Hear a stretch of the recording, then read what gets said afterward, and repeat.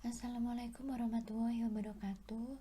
Kami dari kelompok D akan mempresentasikan hasil diskusi kami mengenai ajaran Islam tentang upaya peningkatan kesehatan masyarakat yang beranggotakan Elvania Della, Jasmine Azahra, Adinda Rahma, Rezandra Anggita, Arifa, Julia, Davina, Safira, dan Amira.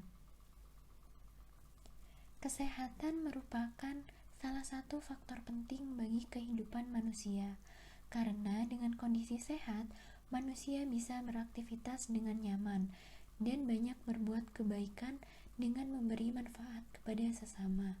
Dalam ajaran Islam, kita mendapati sejumlah hal yang mengatur masalah kesehatan. Islam sebagai ajaran paripurna tentunya mengaturnya pula. Segala hal yang diatur dalam Islam pasti memenuhi aspek kesehatan, sehingga tugas seorang muslim tentunya memahami dengan menerapkan sesuai dengan ajaran Islam. Kesehatan masyarakat merupakan akibat dari perlakuan ajaran Islam. Masyarakat akan sehat dengan menerapkan ajaran Islam. Oleh karena itu, memahami bagaimana ajaran Islam mengatur kesehatan sangat penting untuk ditelaah lebih jauh. Selanjutnya adalah upaya peningkatan kesehatan masyarakat dalam ajaran Islam. Dalam Islam, kesehatan memiliki kedudukan dan tempat tersendiri karena syariat Islam memiliki 5 tujuan pokok syariat atau maqasid asy-syariah, yaitu menjaga agama, menjaga jiwa, menjaga akal, menjaga keturunan, dan menjaga harta. Kesehatan juga mempunyai peran yang penting dalam 5 tujuan pokok syariat tersebut. Kesehatan berperan penting dalam menjaga agama karena tanpa kesehatan seorang muslim akan sangat lemah untuk bisa menjaga agamanya. Kesehatan juga berperan penting untuk menjaga jiwa, akal, keturunan, dan juga harta. Kesehatan masyarakat akan terwujud bila masyarakatnya dapat menjaga kesehatan individu. Berikut cara menjaga kesehatan sesuai tuntunan Nabi Shallallahu Alaihi Wasallam. Yang pertama adalah tidak makan berlebihan. Makan berlebihan dapat menimbulkan pengaruh negatif seperti gangguan pencernaan. Yang kedua adalah berhenti makan sebelum kenyang. Dilihat dari sisi medis, berhenti makan sebelum kenyang dapat menghindari gangguan pencernaan. Lalu yang ketiga ada hindari makanan yang haram. Makanan yang haram dapat menimbulkan kerugian bagi tubuh, sebagaimana pada surat Al-Maidah ayat 3 yang isinya adalah diharamkan bagimu untuk memakan bangkai, darah, daging babi, dan daging hewan yang disembelih bukan atas nama Allah, yang tercekik, yang dipukul, yang jatuh, yang ditanduk, dan yang diterkam binatang buas, kecuali yang sempat kamu sembelih. Dan diharamkan pula yang disembelih untuk berhala. Dan diharamkan pula untuk mengundi nasib dengan azlam atau anak panah karena itu suatu perbuatan yang fasik. Dan juga kecuali atau tetapi barang siapa yang terpaksa karena lapar bukan karena ingin berbuat dosa, maka sungguh Allah Maha Pengampun dan Maha Penyayang. Lalu selanjutnya ada rajin berpuasa. Rajin berpuasa merupakan salah satu cara untuk mengobati berbagai macam penyakit. Selain mendapatkan sehatnya, puasa juga mendapatkan pahala dari Allah. Lalu ada rutin berolahraga. Olahraga sangat baik untuk menjaga kesehatan. Adapun terdapat beberapa olahraga yang disunahkan dalam Islam, yaitu memanah, berkuda, dan berenang. Lalu selanjutnya ada tidur lebih cepat dan bangun lebih awal. Tidur di awal malam dan bangun pada pertengahan malam kedua akan sangat baik bagi kesehatan. Lalu selanjutnya ada membersihkan gigi. Membersihkan gigi sangat penting bagi kesehatan. Waktu yang disarankan oleh Rasulullah setelah makan, sebelum sholat, sebelum tidur, dan ketika bangun tidur. Lalu selanjutnya ada tidur miring ke kanan. Tidur dalam posisi miring ke kanan dapat memperlancar kerja jantung dan hati. Selain itu, proses metabolisme tubuh serta detoksifikasi akan lebih lancar saat tidur miring ke kanan. Lalu yang terakhir ada menjaga kebersihan. Rasulullah selalu menjaga kebersihan diri dan juga kerapihan.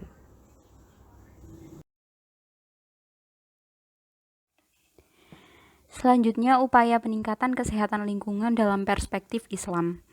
Kesehatan lingkungan adalah suatu ilmu dan seni dalam mencapai keseimbangan antara lingkungan dan manusia, ilmu dan juga seni dalam pengelolaan lingkungan sehingga dapat tercapai kondisi yang bersih, sehat, nyaman, dan aman, serta terhindar dari gangguan berbagai macam penyakit.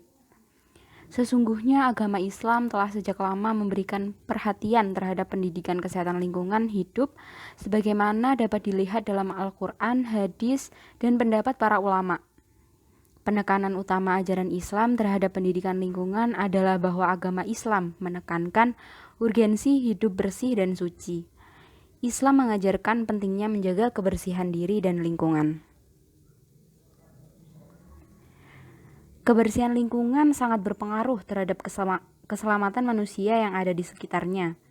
Oleh sebab itu, menjaga kebersihan lingkungan sama pentingnya dengan menjaga kebersihan diri. Beberapa hal yang merupakan upaya berkaitan dengan kebersihan lingkungan. Yang pertama, menjaga kesehatan sumber air. Air digunakan untuk minum, mencuci, mandi, dan sebagainya. Air yang tercemar jelas menyebabkan datangnya berbagai macam penyakit. Yang kedua, mencuci atau bersuci dengan air suci. Islam sangat menekankan pentingnya air yang suci untuk membersihkan berbagai kotoran yang ada di tubuh dan pakaian kita. Dan terakhir, menjaga kesucian tempat yang banyak dikunjungi orang.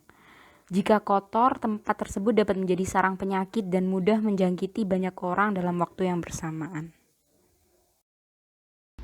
Upaya pemenuhan gizi masyarakat dalam perspektif Islam. Kesehatan adalah nikmat besar yang diberikan oleh Allah kepada umatnya. Badan yang sehat dapat diperoleh dengan mengkonsumsi makanan dengan gizi yang memadai.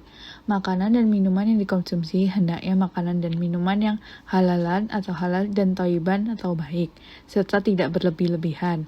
Seperti dalam firman Allah, Quran Surat Al-Baqarah ayat 168 dan Quran Surat Al-A'raf ayat 31, yang mana dalam surat Al-Baqarah ayat 168 disebutkan, "Wahai manusia, makanlah dari makanan yang halal dan baik, yang terdapat di bumi, dan janganlah kamu mengikuti langkah-langkah setan. Sungguh setan itu musuh yang nyata bagimu." Dan dalam Quran surat Al-A'raf ayat 31 disebutkan, "Wahai anak cucu Adam, pakailah pakaianmu yang bagus pada setiap memasuki masjid. Makan dan minumlah, tetapi jangan berlebihan. Sungguh Allah tidak menyukai orang-orang yang berlebih-lebihan." Selanjutnya, upaya peningkatan kesehatan dan keselamatan kerja dalam perspektif Islam. Islam sangat memperhatikan kondisi kesehatan. Islam membagi kebutuhan dasar atau al-hajat al-asasiyah menjadi dua, yaitu kebutuhan dasar individu seperti sandang, pangan, papan, dan kebutuhan dasar seluruh masyarakat, yaitu keamanan, kesehatan, dan pendidikan. Sedangkan ketiga terbagi menjadi dua subjek, yaitu kesehatan kerja dan keselamatan kerja. Kesehatan kerja adalah usaha untuk memperoleh kondisi kesehatan yang sempurna agar dapat melaksanakan pekerjaan secara optimal. Hal ini merupakan kebutuhan yang harus dipenuhi oleh semua warga negara. Oleh karena itu, negara bertanggung jawab untuk memenuhi kebutuhan kesehatan setiap rakyatnya sebagaimana yang dicontohkan oleh Rasulullah yang mengutus dokter untuk Ubay bin Ka'ab. Hadis riwayat Jabir bin Abdillah. Karena keselamatan kerja tidak dapat dipastikan, maka dibutuhkan pencegahan agar tidak terjadi kecelakaan kerja.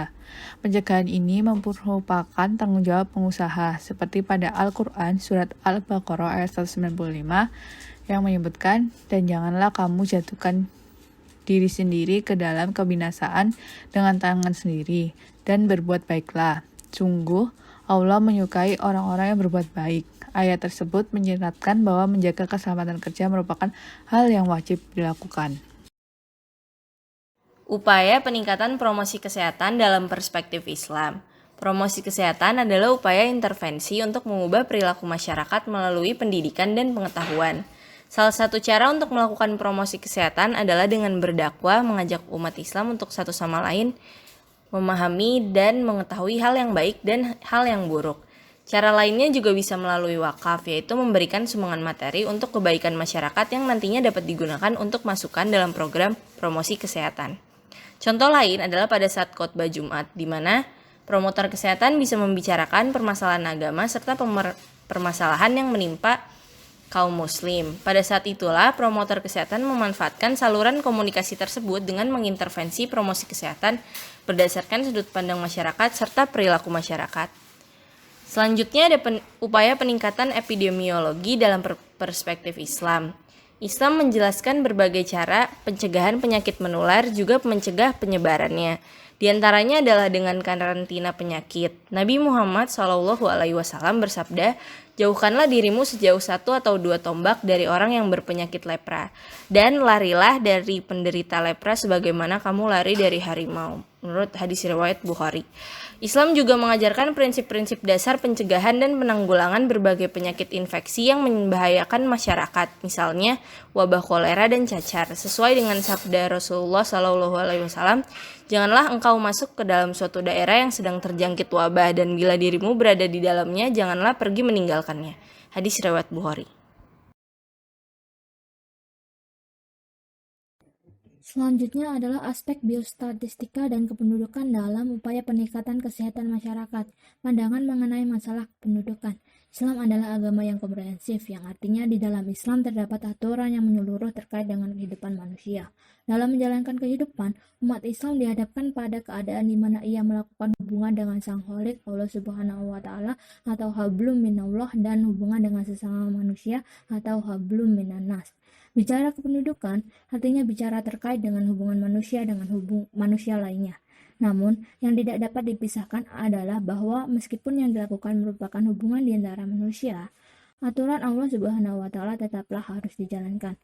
Karena pada dasarnya setiap apa yang dilakukan manusia di dunia ini ialah untuk mendapatkan keridhaan Allah Subhanahu wa Ta'ala. Tantangan utama kependudukan di Indonesia adalah 3 aspek, yakni pendidikan, kesehatan, dan pengangguran yang menyebabkan kemiskinan. Dengan 3 masalah kependudukan tersebut, Islam memberikan pandangan solusi yang dapat diimplementasikan untuk meningkatkan kesehatan masyarakat dalam kaitannya dengan masalah kependudukan. Yang pertama adalah pendidikan. Islam memandang pendidikan sebagai sesuatu yang sangat penting bagi kehidupan seorang manusia. Bahkan ayat Al-Quran yang pertama kali diturunkan berbunyi "bacalah". Artinya, setiap individu umat Islam diwajibkan untuk membaca. Membaca ini diartikan dengan cara luas dan substantif, yakni belajar segala hal untuk mencapai keadaan di mana seorang manusia dapat menggapai keridhaan Allah Subhanahu wa Ta'ala. Yang kedua, Islam menjelaskan bahwa ketika jumlah keluarga yang banyak dan tidak diikuti dengan ketersediaan dana, maka akan menjadi suatu malapetaka tersendiri. Dalam membangun keluarga perlu diperhatikan beberapa aspek, diantaranya adalah pendidikan, kesehatan, ekonomi, dan juga moral. Nabi Muhammad SAW juga pernah bersabda, "Sedikitnya keluarga adalah satu dari 2 kemudahan, sedangkan banyaknya keluarga adalah salah satu dari 2 kefakiran." Hadis riwayat Al-Khudai dalam Musnad Al-Syahab. Selanjutnya adalah administrasi dan kebijakan kesehatan dalam upaya peningkatan kesehatan masyarakat. Manusia sebagai makhluk yang ditugaskan oleh Allah Subhanahu wa Ta'ala sebagai khalifah di bumi pastinya membuat suatu keputusan yang berpengaruh baik pada dirinya maupun sekitarnya, di mana saat keputusan itu berpengaruh pada banyak pihak yang berada di bawahnya, maka ia menjadi sebuah kebijakan. Di bidang kesehatan sendiri, administrasi dan kebijakan telah dimulai sejak zaman awal munculnya Islam. Dalam prakteknya, pada masa kekhilafahan Islam, kebijakan kesehatan yang gratis dan berkualitas ini sudah diterapkan semenjak masa kepemimpinan Rasulullah SAW di Madinah. Bermula dari 8 orang Urainah datang ke Madinah dan bergabung menjadi warga negara khilafah. Lalu mereka menderita sakit gangguan nimpa. Nabi SAW kemudian memerintahkan mereka dirawat di tempat perawatan yang tidak jauh dari unta-unta Baitul Mal kas negara yang digembalakan di sana. Mereka meminum susunya dan berada di tempat itu hingga sehat dan pulih. Kebijakan kesehatan khilafah juga diarahkan bagi terciptanya lingkungan yang sehat dan kondusif. Tata kota dan perencanaan ruang akan dilaksanakan dengan senantiasa memperhatikan kesehatan, sanitasi, drainase, keasrian, dan sebagainya. Tata kota, sistem drainase, dan sanitasi kota kaum muslim dulu seperti Baghdad, Samara, Cordoba, dan sebagainya telah memenuhi kriteria itu dan menjadi model bagi tata kota seperti London, kota-kota di Prancis, dan kota-kota lain di Eropa. Kesimpulan, Islam merupakan ajaran agama yang sempurna. Salah satunya sempurna dalam mengatur segala aspek kehidupan manusia, termasuk kesehatan. Kesehatan merupakan suatu hal yang penting bagi kehidupan manusia. Oleh karena itu, menjaga kesehatan jasmani dan rohani adalah keharusan sebagai seorang khalifah di bumi. Kesehatan yang dimaksud itu bukan hanya sebatas kesehatan perorangan, melainkan juga kesehatan masyarakat. Dengan kesehatan yang tersistem di masyarakat, akan membangun masyarakat yang kuat. Hal ini akan bermanfaat bagi manusia dalam mengemban misi dunianya sesuai dengan ajaran Islam.